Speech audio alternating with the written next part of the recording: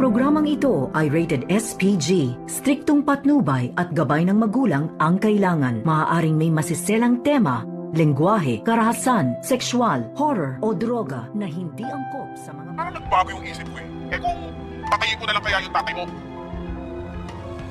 At ikaw. Narito na nga ang ating pakaabangan ngayong Biyernes sa Abot Kamay na Pangarap. Nagkausap na nga itong si RJ at itong si Balahadya kung saan nga sila magkikita at dala-dala itong pera na 100 million pesos kapalit sa buhay nga dito ni Don Pepe. At hindi nga tumawag ng pulis o mga kasamahan itong si RJ upang nang sa ganon ay hindi masasaktan ni Balahadya ang kanyang ama. Subalit labis pa rin ang pag-aalala dito ni Giselle na baka mapano itong kanyang kapatid na si Obet at ganoon din itong si Annalyn. At dahil sa kagustuhan ngang makatulong dito ni Annalyn, kaya agad naman na kinausap niya itong si Doc Lyndon Javier at sinabi na gusto niyang magmanman dito kay RJ at hindi nga magpapakita at sa ganoon ay mababantayan niya ang kanyang ama di umano. Subalit ay ang gusto naman mangyari dito ni Doc Lyndon Javier na pati siya ay sasama dito kay Annalyn Santos. At nang makarating na nga sila sa lugar kung saan magkikita na nga itong si RJ at itong si Balahadya, ay dito naman na biglang dumating mga kaibigan dito ni Annalyn na sina Nurse Evan at Karen at itong si Regan. At nagtanong itong si Annalyn na kung ano daw ang mga ginagawa nila dito. At dito naman na sinabi ni Nurse Karen na tinawagan daw sila dito ni Doc Lyndon at kinakailangan nga daw nila ng race back upang matulungan nga itong si Dr. Tanya.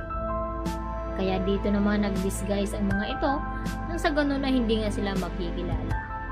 At hanggang gumabi na lamang ay hindi pa rin nagpapakita itong si Balahadya hanggang sa may tumawag nga dito kay RJ at yun pala itong si Moira at gumamit pa ito ng ibang voice effect nang sa ganun hindi siya makikilala dito ni Dr. Tanya.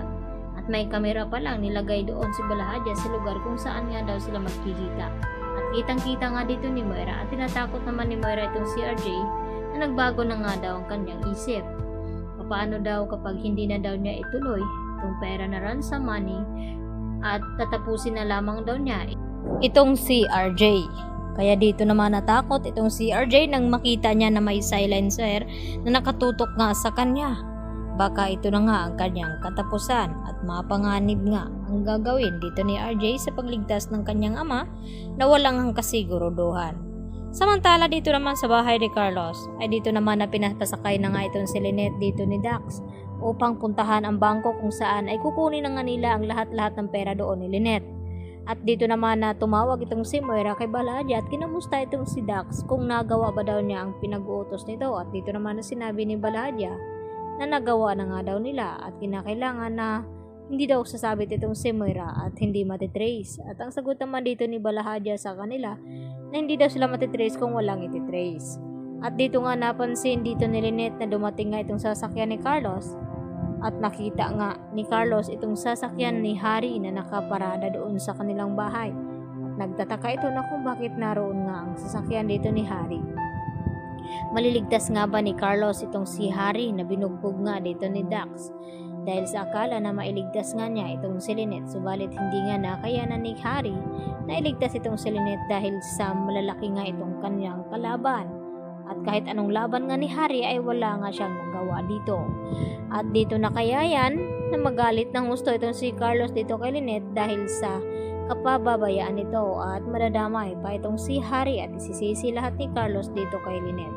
Dito na rin kaya pagsisihan ni Lynette ang taong kanyang pinakasalan na hindi pala tunay na mabait ito at dito niya makasisisi ang kanyang sarili na kung bakit hindi niya kinikilala ng mabuti itong si Carlos Benitez.